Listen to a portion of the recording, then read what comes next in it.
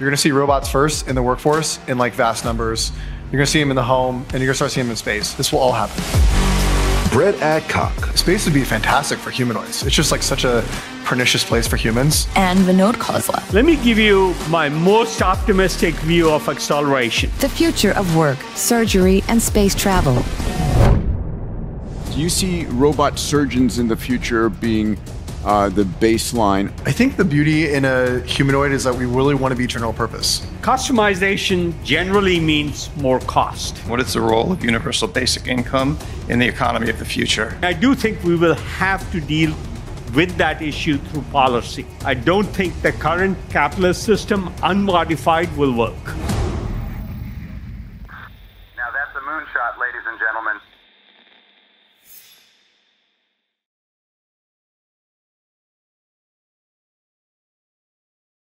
This is your time. Your time. We'll take questions at the mic. We'll take questions on Slido. Let's begin right here. So I'm Mike Wandler. I've got a company called Evercore Energy that I just started to innovate energy. And I was really focused on microreactors for heavy industrial and mining. So the fusion really changes that. I hadn't heard that that was going to be available in the next 5 years. What companies should I watch and maybe pivot my business model?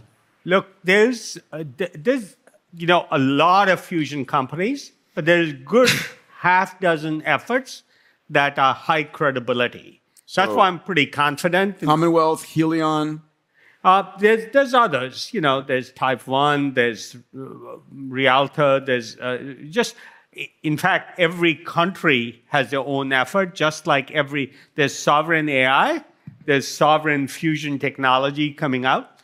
So my only comment I would make is in all these areas of massive change, you have to look at regulatory forces and political pressures. Right.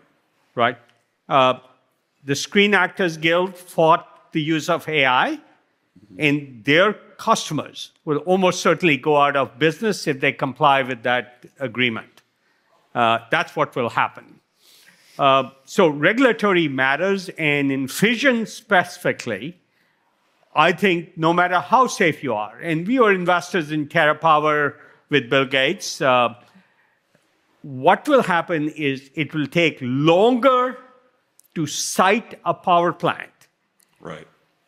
Because of community objections, environmentalist objections, NIMBYism, all that, then it takes to develop a fusion technology from scratch. So that's the situation. That's why I've become a little less bullish on fission reactors. I would love to see it, but I don't see it happening rapidly. While I see an easy path to building 5,000 fusion power plants by 2050, maybe more. Amazing. Let's go to John. Hi, my name's John. This is for Brett. How soon do you think that there will be the opportunity to have robots in the field for the trades? So I'm in an auto repair business. I want to send a technician out. And secondly, will there be the opportunity to beta and partner with expertise that we have in that with a company like yours? Yeah, we made the decision pretty early on just to pick like the minimal amount of companies to ship like a certain number, which is for us is like magic numbers, like 100,000 robots into. We have that now with our first two groups. So we have like we're relatively young. We're still under 3 years old. Team's like a few hundred engineers. Like we just don't have the like the truth is, so we just don't have like the bandwidth a lot of times to do a lot of extra work outside what we have. But we're doing a lot of work right now in like other areas like healthcare, construction, other industries, like obviously the home.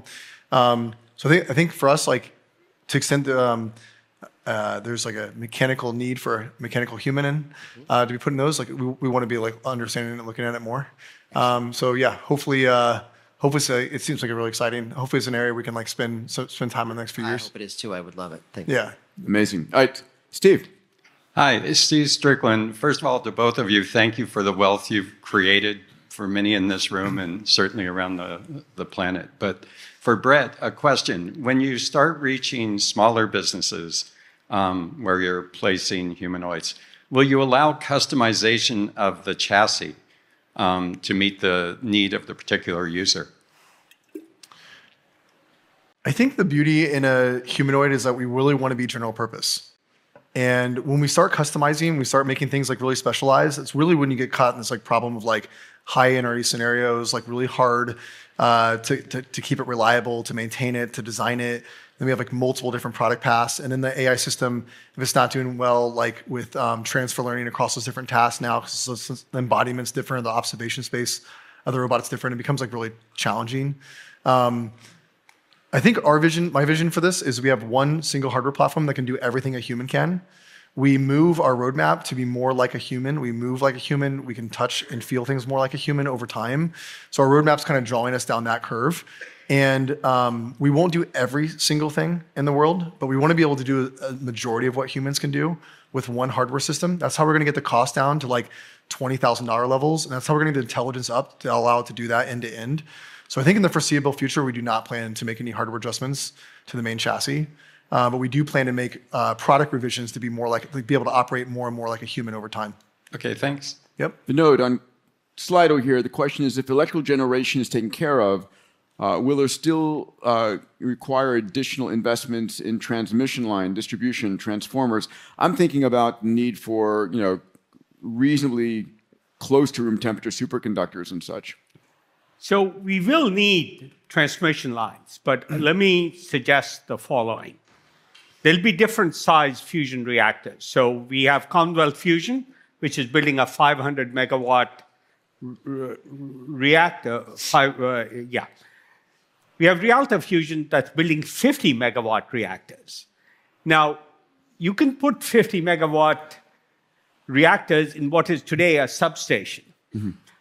What does it do? Eliminate the need for transmission. So we will need more transmission. I'm not saying we won't, but my bet is siting more reactors in more locations will be an alternative we have. I'm pretty optimistic that will happen. Yep. I want to just add a comment on Brett's answer on the last question. Yes. Customization generally means more cost. Yep. And small business, Henry Ford said, you can have any color as long as it's black. The point was reduce the number of SKUs, reduce the cost, increase the volume, and that's the way to make them really affordable. Yep. Now, there will be specialized robots that will do other things and have more capability, especially when you go beyond human capability.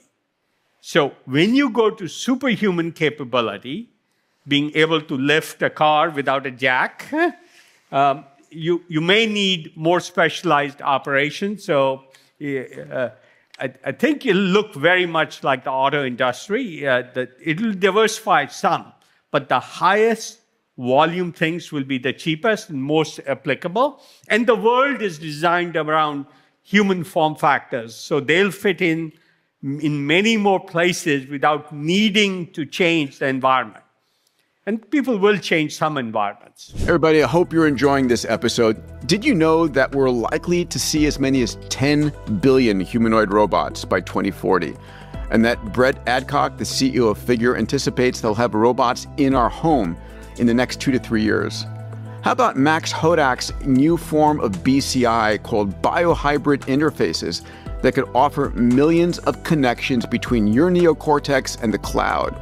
And then there's Michael Andreg, whose efforts at Eon is focusing on uploading the human connectome to the cloud by 2030.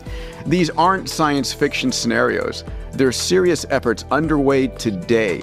I've distilled the most powerful insights and roadmaps from this year's Abundance 2025 Summit into a comprehensive report that will transform how you see the future. Get your free copy of the Abundance 2025 Summit Summary at diamandis.com/breakthroughs. That's diamandis.com/breakthroughs. Let's go to Mike 5. Mark? Hey, Peter.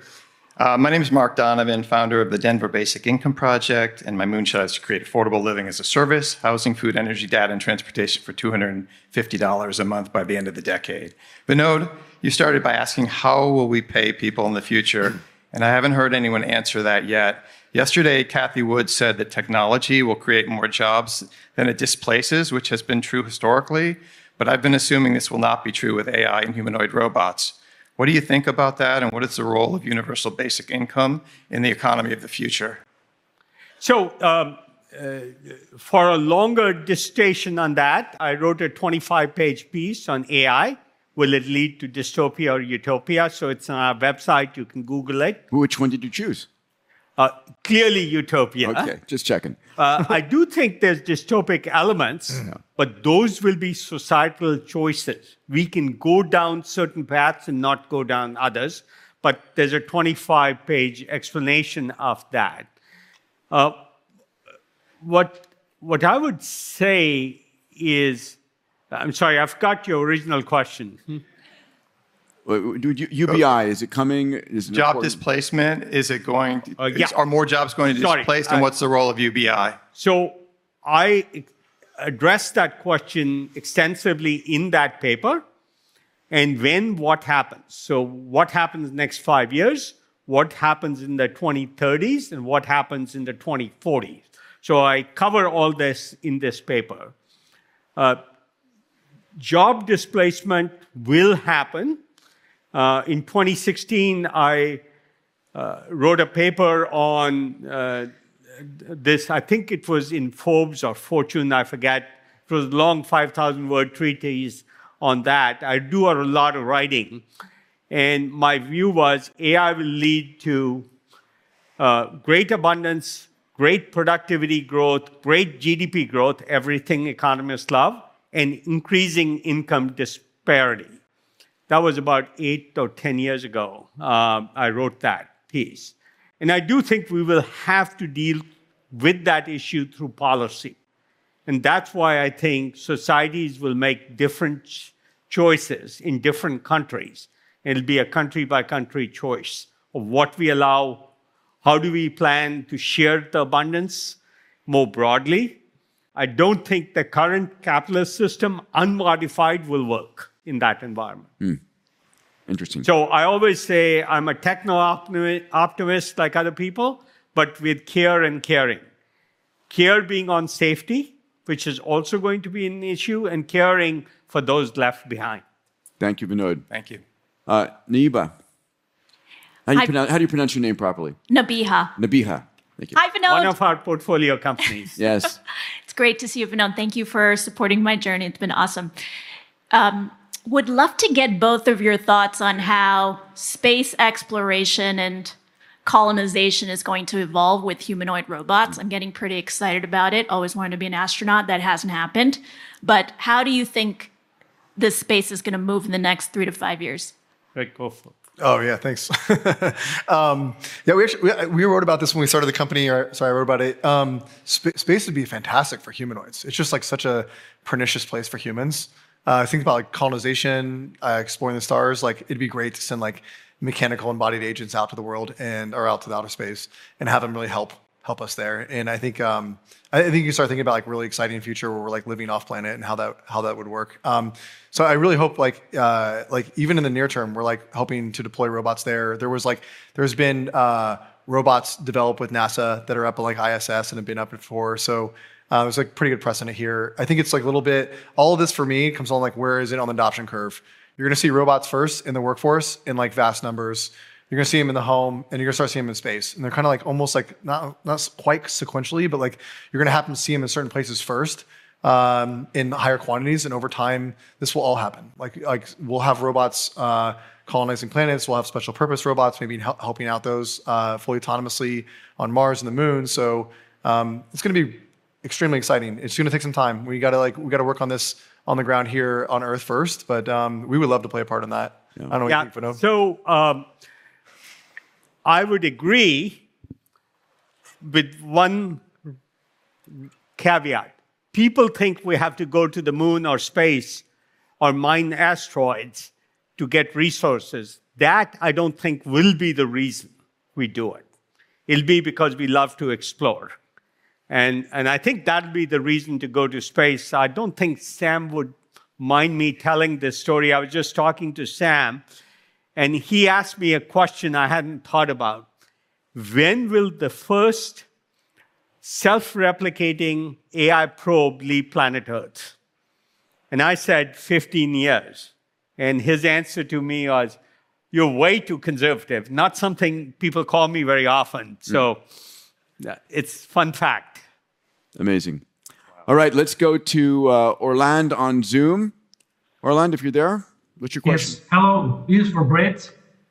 So I'm in the agricultural business. So when should we expect the humanoids in agriculture, like working in the farms on the rain and sun? Was that working? Yeah, Brett. So when do you expect to see humanoid robots working in the fields, in farming, given all weather conditions? Totally. I actually grew up on a farm, like third generation corn and soybeans agriculture farm in Illinois. So it's kind of close to my heart. I think same maybe like similar type of like through line as the last response. Like robots will start indoors. It's better for like IP. Like it's easier for like because of weather reasons, other things. And we'll start seeing robots from there go outside. There's tons of decent work outside we would love to do. I would say it gets harder there than probably indoors. All of this is happening in the next like 10 years. Like we're seeing robots inside workforce, outdoors. We're seeing robots in the home. Hopefully we're seeing like some replicating robots out in space. That'd be really cool to have that. That'd be incredible. So I think like for us, we're like focused right now on trying to get to 100,000 units shipped. That's kind of like where our near-term goals. Like that, we need like a certain amount of like momentum here from the business to start getting costs down, data pipeline built, and robots out in the world working fully autonomously with no human interventions. That for us will be indoors. The next chapter in our book will be the home, outdoors. I think all this happening in the next 10 years. Yeah, I would add the following. I think in the next 5 years, we will demonstrate robots can work in the farms. The capability will be there, but there's a big difference as we are talking. This generally applies to all the technologies we are talking about. When we demonstrate the capability, when it has 1% penetration, is when I consider the job done. But there's a societal change matrix that can take a long time for full adoption. So keep that in mind with respect to all these technologies, including farm robots. It was about 13 years ago, I had my two kids, my two boys, and I remember at that moment in time, I made a decision to double down on my health. Without question, I wanted to see their kids, their grandkids, and really, during this extraordinary time where the space frontier and AI and crypto is all exploding, it was like the most exciting time ever to be alive. And I made a decision to double down on my health. And I've done that in 3 key areas. The first is going every year for a Fountain upload. Fountain is one of the most advanced diagnostics and therapeutics companies. I go there, upload myself, digitize myself, about 200 gigabytes of data that the AI system is able to look at to catch disease at inception. Look for any cardiovascular, any cancer, any neurodegenerative disease, any metabolic disease. These things are all going on all the time, and you can prevent them if you can find them at inception. So super important. So Fountain is one of my keys. I make that available to the CEOs of all my companies, my family members, because health is the new wealth. But beyond that, we are a collection of 40 trillion human cells and about another 100 trillion bacterial cells, fungi, viri. And we don't understand how that impacts us. And so I use a company and a product called Viome. And Viome has a technology called metatranscriptomics. It was actually developed in New Mexico, the same place where the nuclear bomb was developed, as a biodefense weapon. And their technology is able to help you understand what's going on in your body, to understand which bacteria are producing which proteins. And as a consequence of that, what foods are your superfoods that are best for you to eat? Or what foods should you avoid, right? What's going on in your oral microbiome? So I use their testing to understand my foods, understand my medicines, understand my supplements, And Viome really helps me understand from a biological and data standpoint what's best for me. And then finally, feeling good, being intelligent, moving well is critical, but looking good. When you look yourself in the mirror, saying, I feel great about life is so important, right? And so a product I use every day, twice a day, is called OneSkin, developed by 4 incredible PhD women that found this 10 amino acid peptide that's able to zap senile cells in your skin and really help you stay youthful in your look and appearance. So for me, these are 3 technologies I love and I use all the time. I'll have my team link to those in the show notes down below. Please check them out. Anyway, I hope you enjoyed that. Now back to the episode. Amika. Thank you. This is highly inspiring. This is phenomenal. My moonshot is to advance the adoption of sustainable habitat for human beings all over the planet. I have 2 questions, one for each of you. In terms of robotics, do you currently or are you planning to have some kind of policy on military applications? Where does that go? Because once you have humanoids, Great question. What's the second question? And the second question, in terms of fusion and power grids and stuff like that, if my moonshot is sustainable habitat for humanity, is there any thought given to what might happen if we have a solar flare or some kind of serious event that could wipe out grids as we have them today through massive EMP or whatever? How do we protect our future power grids from that? I'll ask for short answers. I want to try and get a few more questions in. So I know you have a very clear answer on yeah, we won't do anything military related at all. It's in our company mandate. I wrote a line in 2022. I think it severely hurt the kind of civilian commercial market that we're in. We always have like a little Terminator vibe going on with humanoids. So you really want to stay clear of that in our mind. And the market's much bigger on the non-military side. Vinod, fragile grid. Yeah. I've sort of already answered that between super hot geothermal, which applies to most of the Western United States, and fusion, large reactors, small reactors, I think will be in good shape. We still have to build more transmission, but my bet is with energy becoming cheaper, you'll be drilling tunnels under the ground yeah. to do Protect yourself lines. Against that. Fantastic. All right, I'm going to go to Cole on Zoom, and then we'll go to Z next after that. Cole. Yeah, Brett, again, under the purpose or under the general purpose, guys, I guess, one of the most common things that humans do are drive vehicles. So it's a big ask to ask all agriculture and businesses to go to self-driving vehicles. Does Figure plan to have these humanoids be able to drive a vehicle and do all those things that go along with that? Yeah. One of my dreams is like have my robots fly an Archer aircraft. Like that'd be, we need pilots, right? There's pilot shortage. I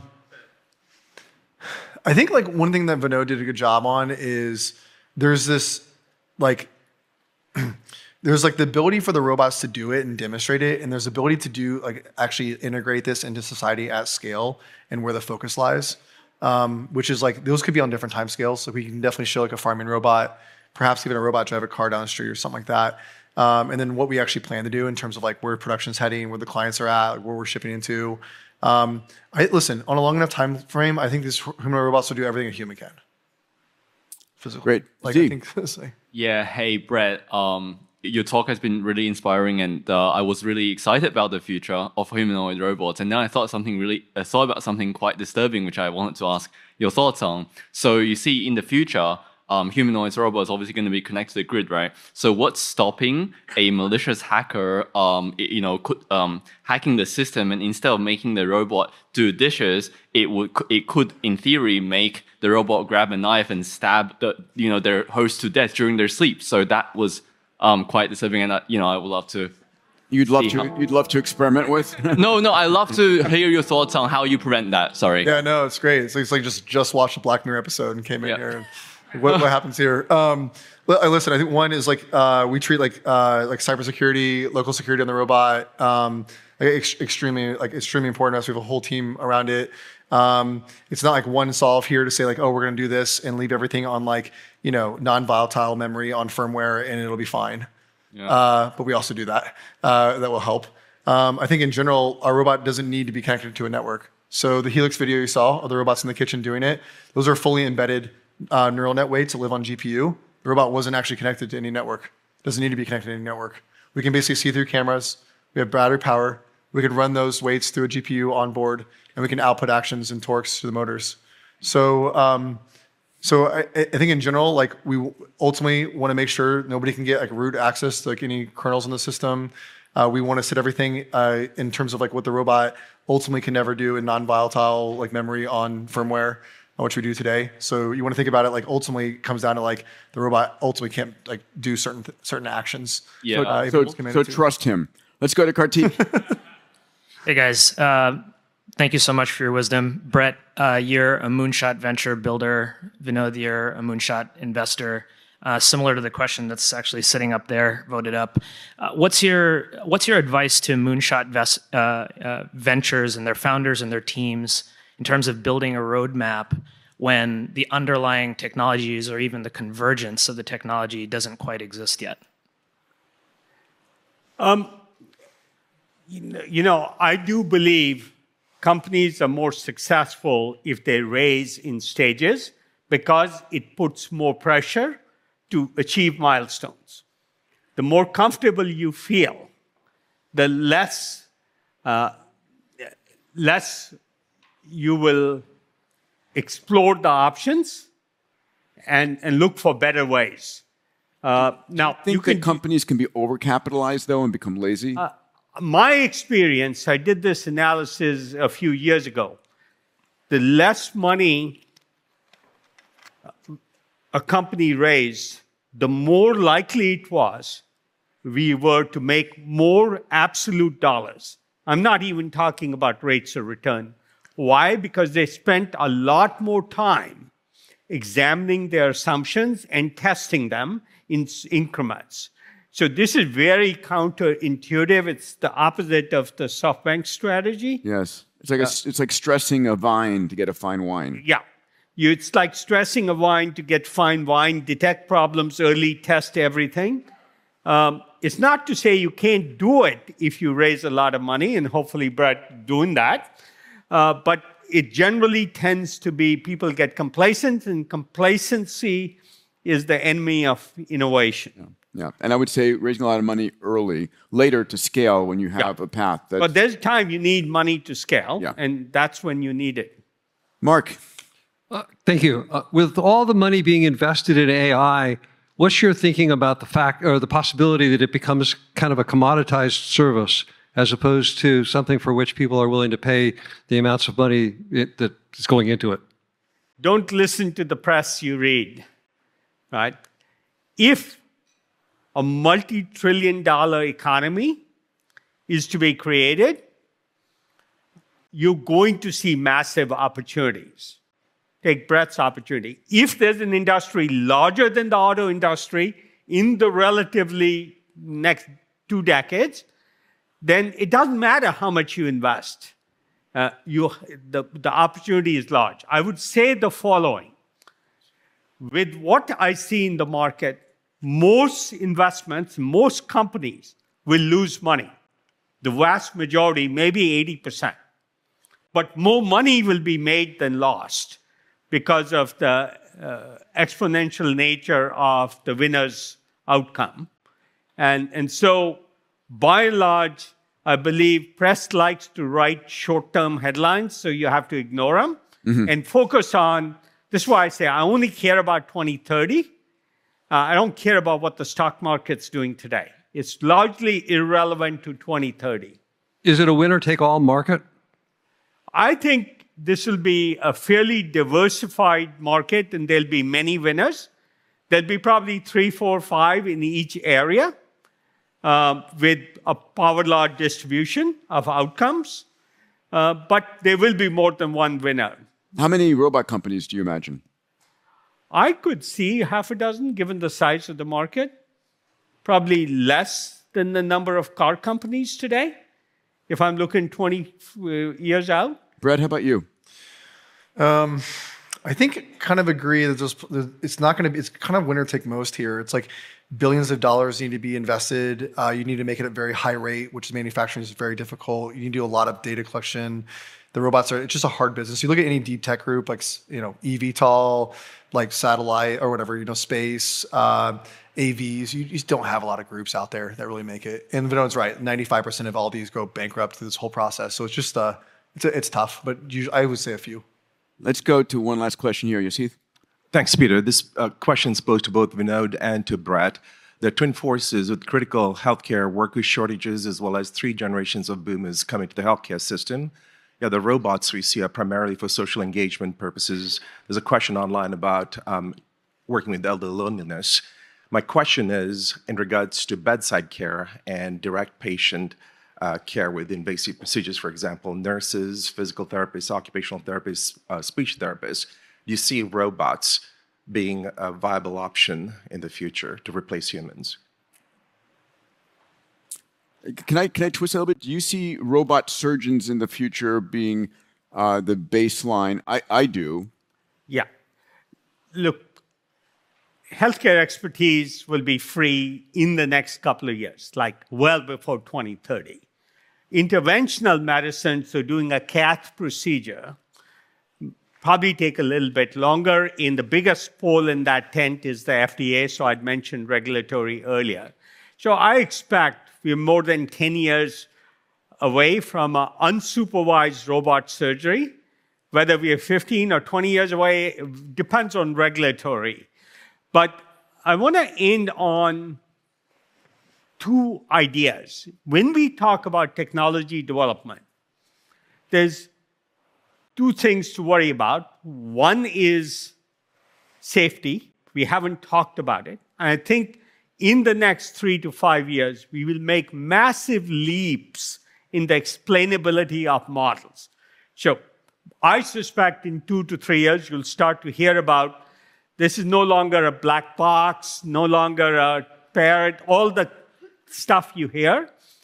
The characteristic of our technologies is when you identify the problem, somebody starts working on it, and there's a real safety risk. And really valuable people like Yoshio Bengio or the people I respect and Jeff Hinton have surfaced the question of AI safety.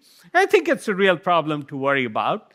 But I do believe the optimistic part of me says, I'm already seeing business plans on explaining how these models are coming to their conclusion.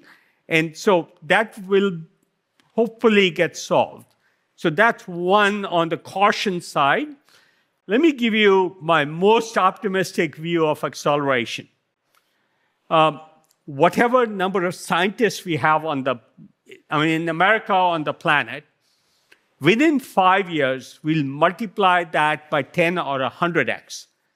Why? Because we will have AI chemists, AI PhD chemists, AI physics, biologists, physicists.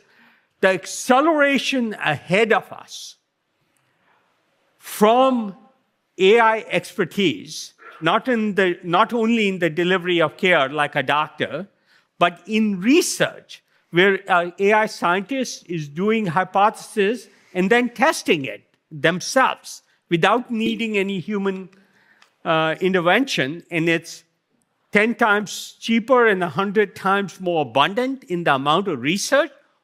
I don't think people have started to imagine that acceleration of science and technology. It really is a rapid intelligence explosion and science explosion. And Brett, I imagine that we're going to see these AI models designing experiments, the robots implementing them and running, almost lights out 24/7 and accelerating all of this.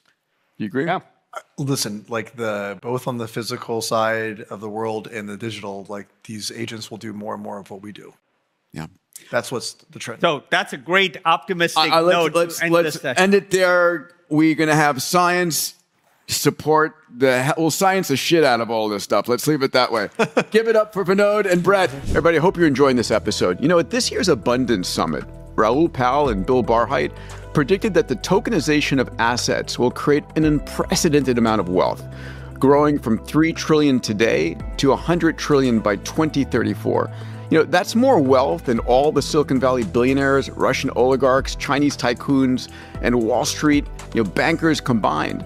Meanwhile, Vinod Khosla explained how AI will multiply our scientific capacity by 10x to 100x within 5 years. These opportunities are way too big to miss. I've compiled all the game-changing insights from this year's Abundance Summit into a comprehensive report. You can download that free report at diamandis.com/breakthroughs and position yourself at the forefront of this wealth creation wave.